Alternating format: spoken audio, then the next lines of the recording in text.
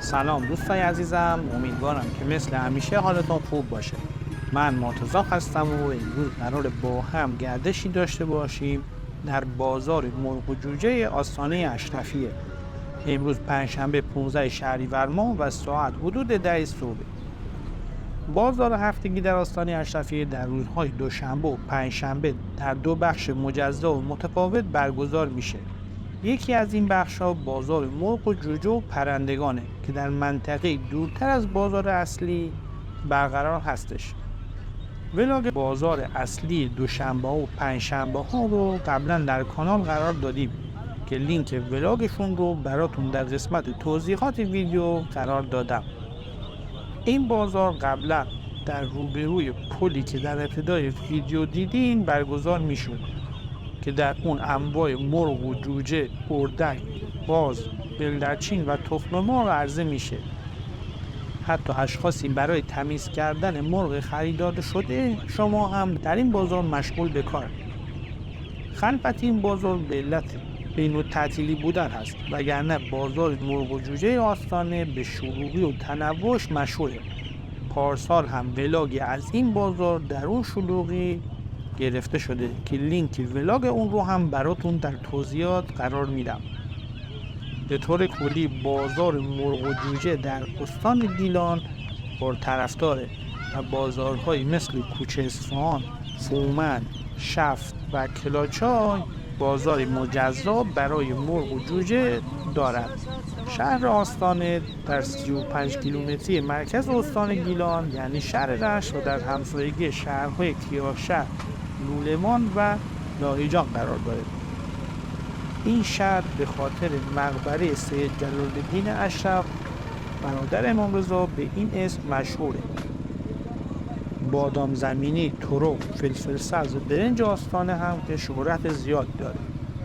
گردش در بازار پشت حرم آستانه با مغازه‌های بادام فروشی و ظروف سفالی یکی از هیجان انگیزترین بخش‌های این شهر محسوب میشه. قبلا گردش اون رو هم در کانال قرار دادیم و پیشنهاد میکنیم در صورت سفر به این شهر حتما این بخش رو در نظر داشته باشید یا حتما ولاگ جذاب اون رو نگاه کنید. اگر به دیدن زیبایی‌های استان گیلان و بازارهای محلیش علاقه دارید حتما کانال ما رو سابسکرایب کنید و به پلیلیست بازارهای محلی گیلان ما سری بزنید. خواهشاً با لایک و کامنتاتون ما رو در مسیر بهتر شدن حمایت کنید و برامون بنویسید که دوست دارید از کجای گیلان زیبا براتون ولاگ تهیه کنیم. در ضمن در روزهای یکشنبه و پنجشنبه هر هفته در این کانال ولاگ جدید قرار داده میشه. امیدوارم که از این گردش لذت ببرید.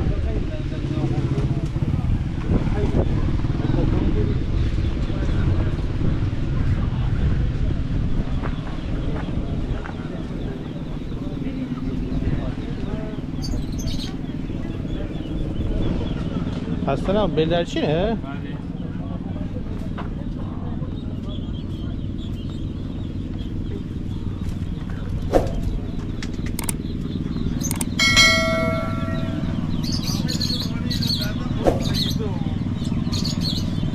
چرا فیلم دارم